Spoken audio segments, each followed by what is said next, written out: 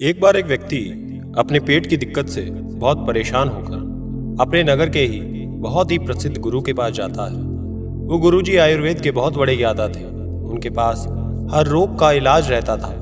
वो व्यक्ति भी अपनी बीमारी से परेशान हो उनके पास जाकर कहता है कि गुरुदेव, आप तो बहुत बड़े वैद्य हैं, सबके रोगों को दूर करते हैं, मुझे भी ठीक करें, आपकी अति कृपा होगी मुझ पर।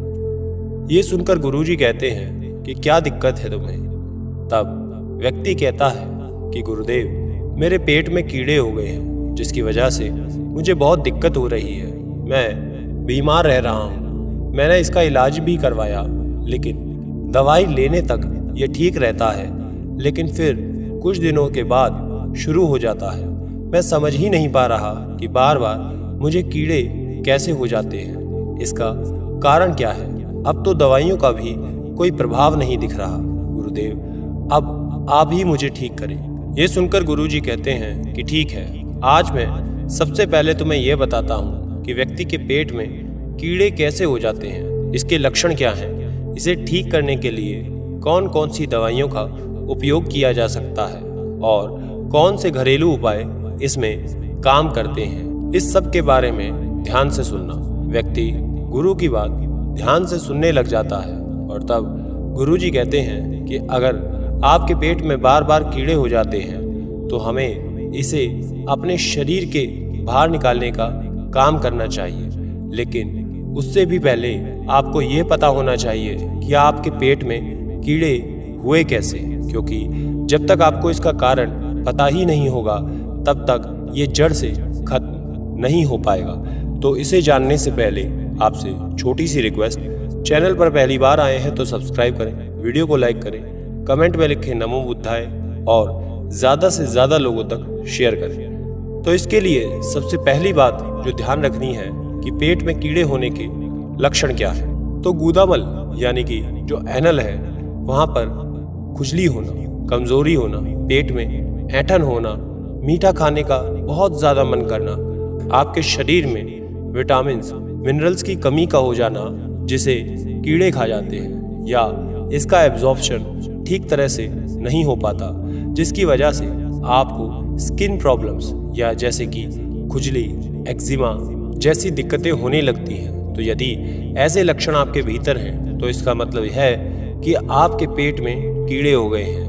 अब ये कीड़े हो कैसे जाते हैं? तो जब आपके पेट में पित्त ठीक नहीं होता तब कीड़े उत्पन्न हो जाते हैं। इसे ऐसे समझें कि किसी भी व्यक्ति का पेट में पीएच यानी कि पित्त जो है वो ठीक होना चाहिए, एसिडिक होना चाहिए। अगर आपके पेट का पीएच एसिडिक अच्छा नहीं है यानी कि आग वहाँ ज़्यादा नहीं है, तो इसका मतलब है कि जो भी आपने खाना खाया है या बाहर से कोई भी ये कीड़ा आपके पेट में आ जाता है, जो पहला डिफेंस है वो भी अच्छा नहीं है। तो ऐसे में क्या होता है कि ये जो कीड़े हैं आपके शरीर में रह जाते हैं और ग्रोथ करने लगता है, जिसके कारण आपको परेशानी होती है।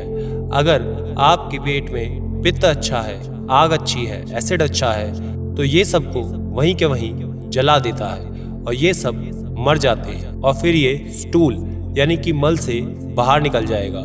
बहुत लोग सोचते हैं कि मुझे तो एसिडिटी की दिक्कत है, मेरे सीने में पेट में एसिड बनता है, मेरे शरीर में तो पित्त ज़्यादा है। तो ऐसा नहीं है। यह एसिडिटी का बनना पित्त की कमी को दर्शाता है, और जब एसिड बनता है तो ये जलन जैसी दिक्कतें पैदा करता है, हमें परेशान करता है, और ये सब का कारण एसिडिटी का होना है। तो ऐसे में आपको करना क्या चाहिए कि एप्पल साइडर विनेगर को लेना चाहिए। आपको 1 गिलास पानी में 1 चम्मच सेब का सिरका मिलाकर पीना चाहिए। इससे आपके शरीर में जो एसिड की कमी होती है, इसके पीने से वो भीतर जाकर आपको राहत देती है और पेट में सीने में बनी एसिडिटी में आराम दिलाती है। इसके साथ ही अगर आप चाहते हैं कि आपके पेट में कीड़े ना हो, तो इसके लिए आप अपने डाइजेशन पर ध्यान दें कि आप कब क्या खाते हैं, कब सोते हैं, एक्सरसाइज कर रहे हैं या नहीं। इन सभी बातों का ध्यान रखना होगा, तभी आपको ये दिक्कतें दूर होंगी। और कभी भी आपको पेट में गैस बन रही है, कब्ज हो रही है, एसिडिटी हुई है, तो ऐसे में आप सीधा एप्पल साइडर विनेगर को लें। इसको पीने से काफ़ी आराम मिलता है। दूसरा कारण होता है कि जब आप बहुत लंबे समय तक एंटीबायोटिक दवाइयों को लेते हैं तो इससे माइक्रोफ्लोरा डैमेज हो जाता है, जिससे हमारी इम्यूनिटी डाउन हो सकती है। इसके कारण पेट का एसिड खराब हो जाता है और ऐसे में फिर पेट में कीड़े आ जाते हैं। उन्हें किस तरह का कोई भी डिफेंस नहीं मिलता है, जिससे ये मल्टीप्लाई हो जाते हैं। इसके अलावा अगर आपका इम्यूनिटी बहुत कम है, इम्यूनिटी ठीक नहीं है, तो जो आपका पेट है वो अच्छा नहीं है। उसकी वजह है आपने जो ज़्यादा दवाइयाँ ली हैं उसके कारण है। तो किसी भी कारण से अगर आपकी इम्यूनिटी कम है तो ये आपके शरीर में कीड़ों को नहीं मार पाती, जिससे ये बॉडी में रह जाते हैं। गुरुजी कहते हैं कि ये तो आपने जान लिया इसके लक्षण। अब बात करते हैं इसके इलाज की। तो जो लोग एडल्ट हैं तो वो कृमि कुथर रस 2 टैबलेट सुबह 2 टैबलेट शाम को खाने के बाद लें। यह आयुर्वेदिक दवाई है। कृमि यानी कि कीड़े कुथार यानी जो उनको साफ करता है, उन्हें समाप्त करता है, यानी कि कृमि कुथार रस। ये एक आयुर्वेदिक औषधि है, कीड़े मारने वाली दवाई है।